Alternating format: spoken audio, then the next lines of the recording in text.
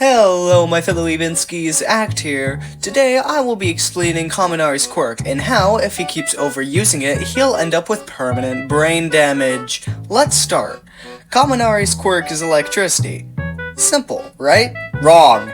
Electricity needs some sort of source to be produced for him. This could mean that 1. Kaminari stores electricity, 2. Kaminari makes electricity, or number 3. He does both. I'd say it's number 2. Maybe number 3, if you want to get really technical about it, because yes, we see he can store electricity, but that is not what he's doing most of the time. Rather, he generates it on his own. The human body already generates electricity. For Kaminari, he just generates more and can store/expel it. I also think that it's possible that it's partially his metabolism generating electricity. Kind of like how regular metabolic activity generates heat, both a form of energy, but that is 100% speculation.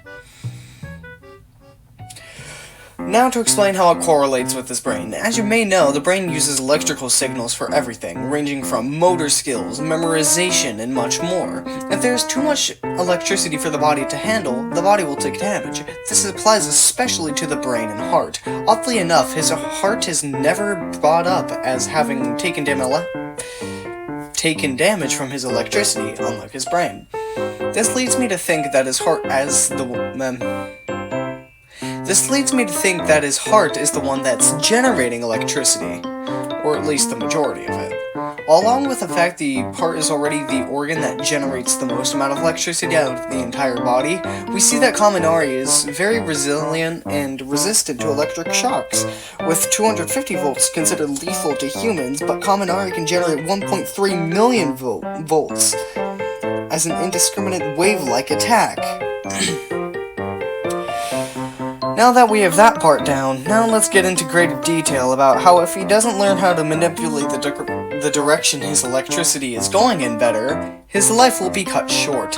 As we went over, brains run on electricity. This is why we see him short-circuit and become dumb. This might seem relatively harmless at first because we keep seeing him return to normal afterwards, but this will not keep up because that is not how brains work.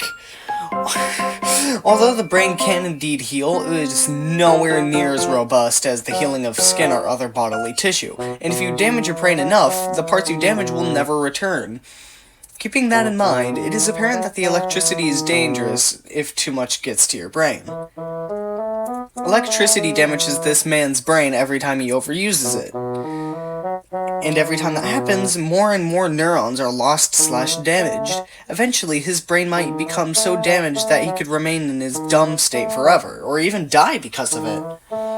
I do have an idea for how we could counteract this, however. I get this idea from how Deku uses One for All. When Deku uses One for All, he can isolate it to certain parts of his body, or even use different percentages depending on where he uses it. You might retort that One for All and Kaminari's electricity are nothing alike, and to that I must disagree. One for All and Kaminari's electricity are both quirks that generate and stockpile a bunch of energy in the body, and then eventually release it in a big burst. We even see green electricity form around Deku when he's using full cowling.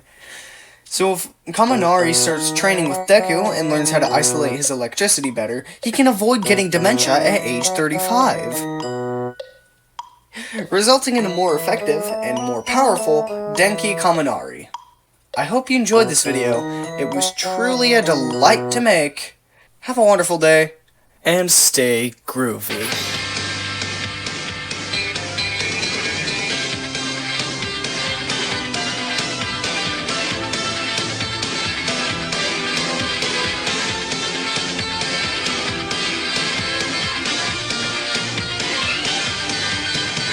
And my next video is going to be how the transferring of One for All works. And how it does actually make sense how this transferability carries on through the users. Anyways, yeah, that's all.